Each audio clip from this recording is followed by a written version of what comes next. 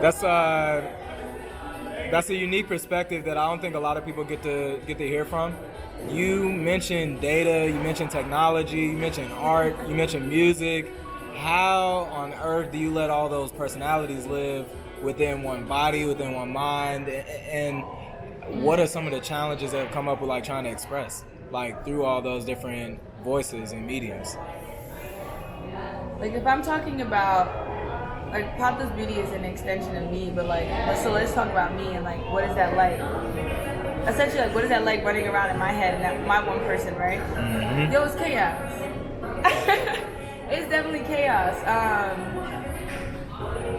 I'm very spiritual, and the universe has given me so many gifts that I cannot leave them because they're screaming at me that I consistently need to use them. It's a lot. It's a lack of sleep, but lots of lack of sleep, lots of ideation, excitement. But I truly believe in living my life loudly. That's hard to answer, to be honest, simply because it is of me. It's just I'm in my being. Like I am a spirit in this human being, and like Diamond, I speak to myself in third person. Like my human is multifaceted, like my name. Like I'm also like a manifesting generator. Like that's my aura type, and like I'm sacred rooted, so like rooted from like my gut. And it's like I don't have a choice. If I go against all these things pulling me, it actually sends me into a dark place. It's like a little, some people may call it egoic, but I know I'm a legend. And like to know you're a legend and to live as your legend, it's an interesting, it's hard, but you gotta live into it. And Yeah. you can't leave it. I think it was a quote by Howard Thurman. He said, "Imagine, if you will, being on your deathbed, surrounded by the ghosts of the dreams that you never brought to life. And instead of it being loved ones, children, family, and friends, it's them looking at you in the face saying, you know, we came to you.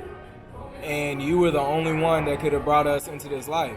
But now, here we are with you still, and we'll leave this life having never been seen, never been touched, and never expressed." I can't live like that. I literally can't live like that. It will haunt me.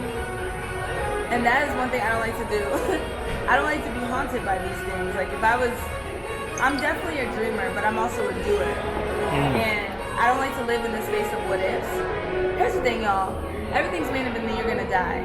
So if a dream, and then like for me, when my dreams come to me, they don't just be like dream.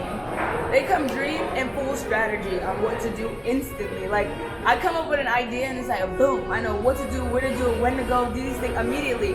And I literally have to I have to act on it, like at that moment. Like the waiting part, like even planning this party was so hard because I had to wait. I just like wanted to do it instantly. But one thing I don't want to do is die not fulfilling the desires and dreams that came to me. But I lose a lot of sleep because of it. Because sometimes they come and it's like now, and it's like that's not even in my financial like realm. Like what is that about? Yeah. Like There's this woman, I always forget her name, but she wrote Eat, Pray, Love, and she did a TED Talk talking about what happens with your genius. It was so refreshing to me because she talks about sometimes how the genius will attack you in inconvenient situations. literally.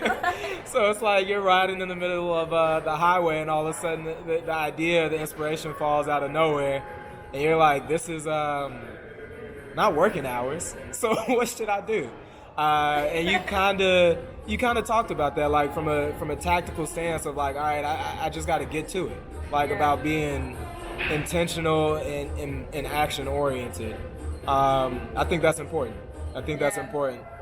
Let's see. What were some of just thinking through the planning, the inspiration, and the actual launch? Like, take me to July 23rd, Friday. It's maybe like 9:30 and you're walking into your own event. What was like some of the highlights?